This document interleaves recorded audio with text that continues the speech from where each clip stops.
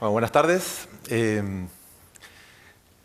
presentación tiene que ver justamente con la experiencia que yo he podido recoger siendo director de Un Techo para mi País y paseándome y conociendo la realidad de los asentamientos en toda América Latina. Nosotros estamos presentes en 19 países y eso me ha permitido recoger las experiencias tal vez más ricas y más profundas del trabajo de estos jóvenes esparcidos por todo el continente que están trabajando en los asentamientos. Y la historia parte justamente en Argentina. Yo vine, la primera vez que vine por Un Techo a Argentina fue a fines del año 2007 y lo mismo que hago en todos los países, fui acompañado de un grupo de voluntarios de acá, les pedí que me llevaran a uno de los asentamientos donde tal vez se viera de forma más real la realidad de los asentamientos argentinos. Y ellos me llevaron a Nicol. Nicol es un asentamiento que queda en La Matanza, 35 kilómetros de Buenos Aires. Y en Nicol yo tuve la posibilidad de compartir con los dirigentes, las líderes comunitarias, entre ellas estaba Rosa, que además se echa el asentamiento al hombro, tal como hemos visto la experiencia de distintas mujeres en todos los relatos que hemos tenido hoy día. Y junto a Rosa, tomándonos un mate dulce, como se toma en los asentamientos, me contó la historia de Nicol. Y Nicol se llama Nicol, la verdad es Nicole, porque en Nicol no tienen ni colegios ni colectivos. Y es triste la coincidencia o el juego de palabras, pero es verdad. Y lo peor de todo es que no tienen ni colegios, ni colectivos, ni tienen tampoco servicios higiénicos, ni tienen caminos asfaltados, ni nada. Esa es Nicole. Y lo que a ellos más les duele no es no tener estas cuestiones que tal vez son materiales o de servicio o comodidades, sino que lo que más les duele es no tener el reconocimiento ni que sus compatriotas, la sociedad argentina, no tenga conciencia de que Nicol existe en el barrio de La Matanza. Eso es lo que más les duele. Y de Nicoles está lleno toda América Latina. Se llaman favelas, se llaman asentamientos, se llaman villas miserias, se llaman campamentos en mi país, se llaman pueblos brujos en Centroamérica. Y están en las ciudades, están muchas veces detrás de los centros comerciales, otras veces están al lado de las carreteras, pero generalmente están en la periferia, en esos lugares donde nunca nadie los ve, donde siempre son ciegos o son invisibles para los ojos del resto de la sociedad. Y hoy día los asentamientos en América Latina son tal vez el lugar que reúne al extremo más lejano de la sociedad, a los más pobres de los pobres, esos que no son ciudadanos ni son consumidores y que tampoco aparecen en los mapas ni en los comerciales de televisión. Entonces tenemos en los asentamientos el máximo símbolo de exclusión de nuestros países. Es en los asentamientos donde se reúne no solo la pobreza, sino que la discriminación y la negación del resto de la sociedad. Por lo tanto, cuando uno quiere trabajar por terminar con la extrema pobreza, una buena medida es partir justamente donde se concentra la exclusión de nuestros países, que es los asentamientos. Hoy día, asentamiento igual a exclusión.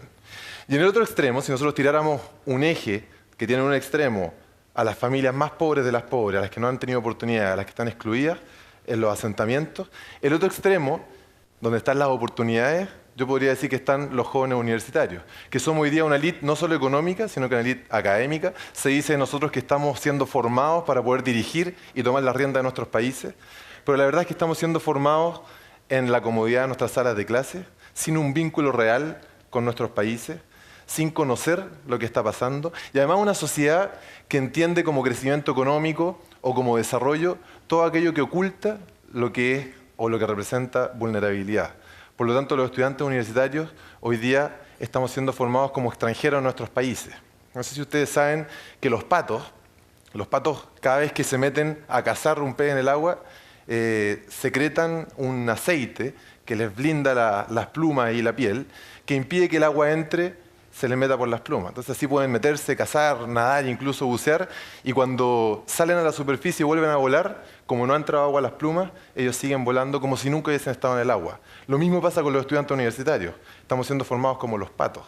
Es como si estamos en nuestros países, pero la verdad es que no conocemos la profundidad de nuestros países y nuestra sociedad, y mucho menos la realidad de los asentamientos.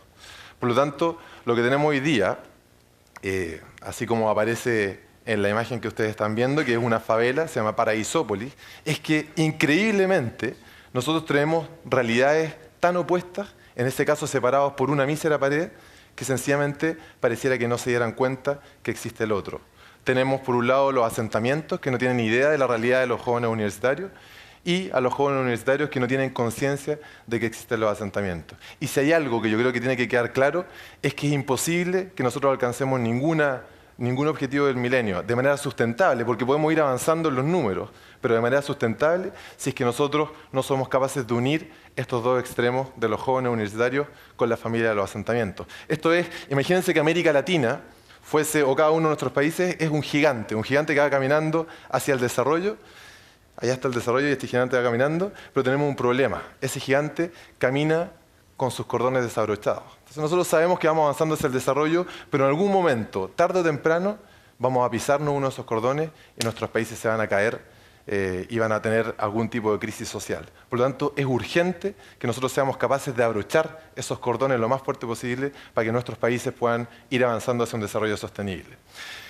Eso es esta realidad tan distinta de los asentamientos y la familia. Por lo tanto, la pregunta aquí pareciera obvia, o la situación o la solución es obvia. Nosotros lo que tenemos que hacer es abrochar estos cordones, vincular estas realidades que no se conocen, pero tampoco es fácil. Los universitarios, a mí me tocó también hace poquito estar en México que estaba celebrando el Bicentenario, igual que Chile, igual que Argentina, leyendo el diario, además México en un momento especial de crisis con el narcotráfico y con la violencia, eso eran las portadas, pero además en estos diarios del Bicentenario aparecían las nuevas modas del Bicentenario. Y una de esas modas eran los jóvenes niní, que eran los estudiantes universitarios que desertaban de la universidad y se tomaban un par de años sabáticos justamente porque no tenían ganas de comprometerse con sus estudios, de comprometerse, les daba miedo salir a trabajar.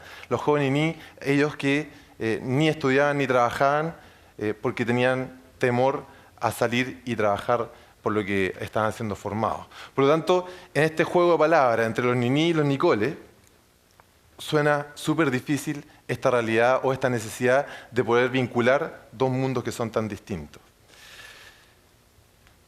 Entonces, la pregunta es cómo hacerlo, y tiene que ser de manera atractiva, de manera concreta, para que un niní pueda llegar a conocer a Nicole. Y créanme que no es fácil, pero así como no es fácil, tampoco es imposible. Si fuese imposible, tal vez yo no estaría acá hoy día contándoles esta historia.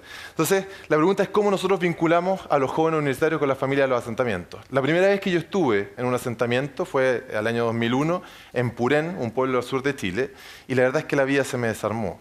Cuando yo me paré en ese asentamiento y vi que habían familias que vivían con piso de tierra, con paredes de cartón, que llovía en el invierno y se les pasaba y se les mojaba todo, que sus hijos no tenían dónde estudiar, que vivían 8 personas dentro de una casa, si es que se le podía llamar casa, la verdad es que la vida se te desarma. Y es imposible volver a la realidad de nuestra comunidad como si nada hubiese pasado.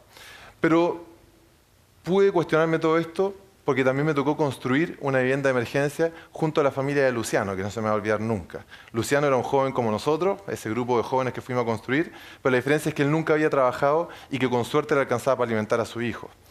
Con Luciano nos tocó construir su casa, pero juntos.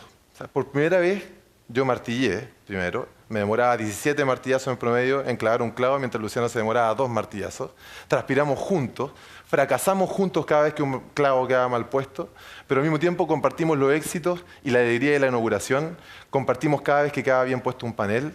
Y yo diría que esa experiencia concreta y atractiva de haber trabajado físicamente, de haber transpirado juntos, de haber fracasado y haber compartido alegría, de haber almorzado juntos, tal vez esa experiencia fue el momento en que yo dejé de ser el universitario que venía con mis oportunidades a construirle a este Luciano pobre que necesitaba ayuda, sino que terminamos siendo parte del mismo equipo que trabajaba junto por un objetivo en común.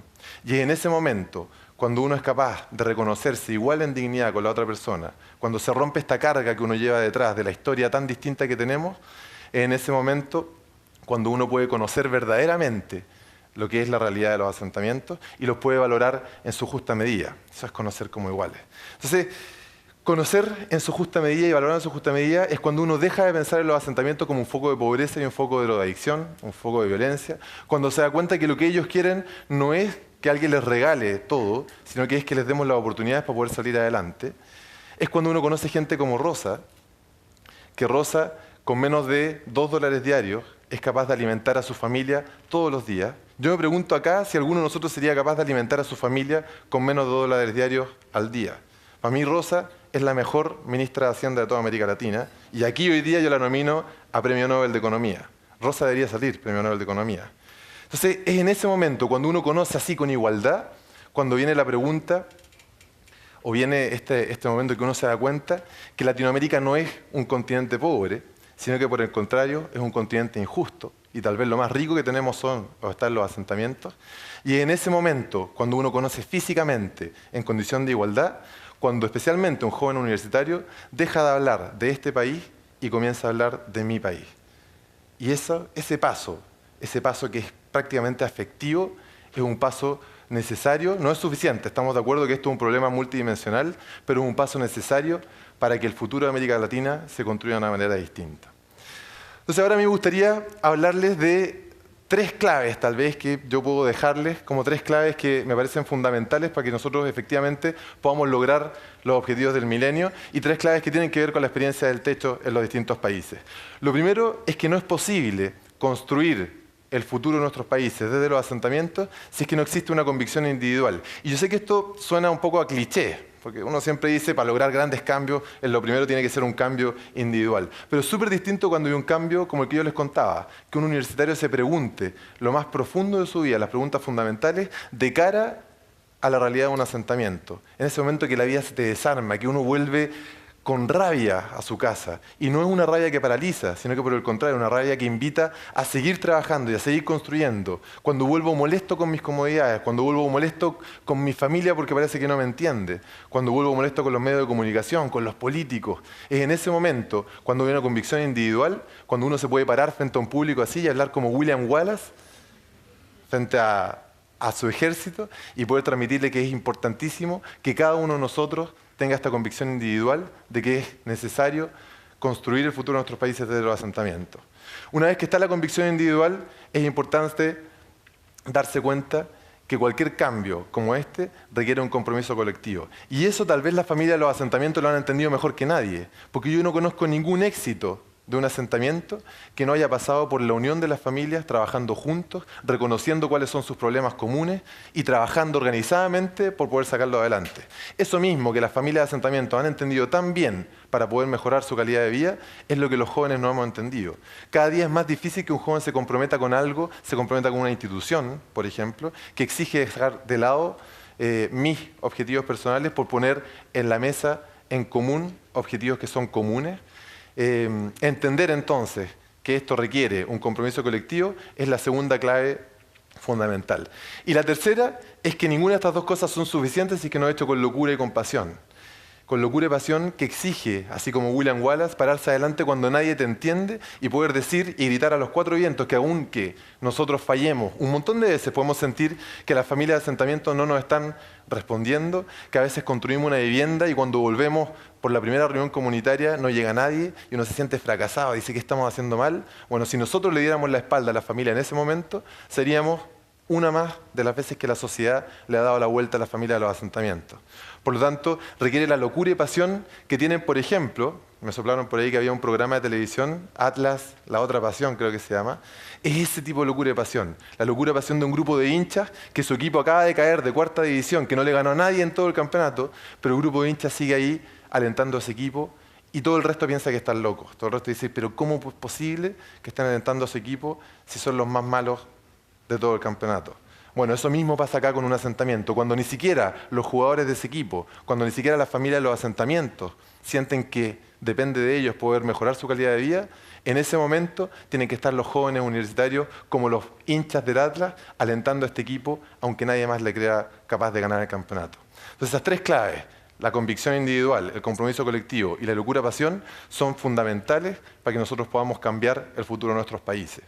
Y la verdad es que yo humildemente me paro hoy día, y realmente es un poco raro, pero lo hago representando a más de 300.000 jóvenes en toda América Latina que han vivido esa experiencia de construir una vivienda de emergencia, de profundizar, no como los patos, sino que profundamente, radicalmente, de tomar opciones de vida que, por ejemplo, nos acercan al servicio público, que nos acercan a la política, que nos acercan a la empresa pero de una manera distinta, o que nos acercan a construir una familia de una manera distinta. Me paro frente a ustedes porque estoy convencido de que este es el verdadero comienzo de una revolución. Y lo más lindo de todo es que no es una revolución ni armada, ni una revolución ideológica, sino que es sencillamente la revolución de los jóvenes que hemos entendido, porque hemos vivido la experiencia de construir un asentamiento, que se necesitan nuestras manos y nuestro trabajo para poder transformar el futuro de nuestros países. Así que hoy día yo tomo el compromiso con ustedes, porque no queremos ni más ni coles en nuestros países, ni tampoco queremos que nunca más un joven sea tratado como un niní de esos que aparecían en las portadas de los diarios en México. Yo tomo el compromiso de que va a seguir creciendo este movimiento de jóvenes construyendo una Latinoamérica sin pobreza. Muchas gracias.